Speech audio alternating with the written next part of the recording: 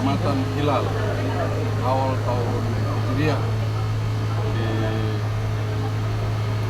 pengamatan hilal tahun Hijriah khususnya terkait dengan awal Ramadan yang dilakukan bersama BMKG Provinsi Maluku, ormas-ormas keagamaan Islam di Provinsi Maluku, pimpinan-pimpinan perguruan tinggi, kemudian ada dari TNI Polri juga yang hadir, kemudian ada dari NU, Nahdlatul Ulama, Muhammadiyah, kemudian ada juga dari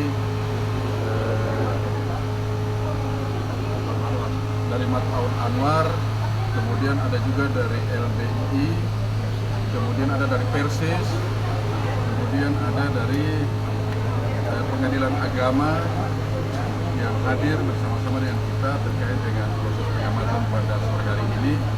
Juga dari teman-teman media yang ada di Provinsi Maluku dapat kami laporkan bahwa kita berada pada titik koordinat minus 3,72 lintang selatan dan 128,15 bujur timur.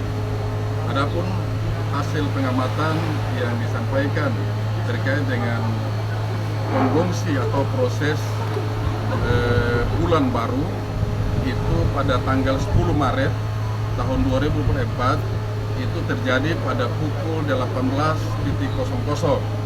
Sedangkan waktu terbenam matahari pada tanggal 10 Maret 2024 itu terjadi pada 18,41 menit 54 detik.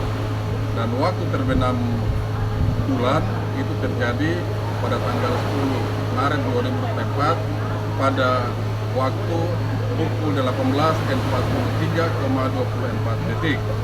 Dengan demikian, maka ketinggian hilal yang terjadi hasil pengamatan itu berada pada 0,076 derajat dengan elongasi 1,80 derajat. Dengan demikian maka umur bulan dapat kami laporkan 41 menit 36 detik. Nah, dari hasil itu maka posisi hilal dari Provinsi Maluku tidak terlihat, dan kami sampaikan bahwa untuk waktu penentuan 1 Ramadan kita menunggu hasil yang diputuskan berdasarkan sidang isbat yang dilakukan oleh Kementerian Agama pada malam ini juga, insya Allah. Demikian dapat kami sampaikan. Terima kasih. Wallahul muwaffiq ila aqwamit thoriq. Wassalamualaikum warahmatullahi wabarakatuh.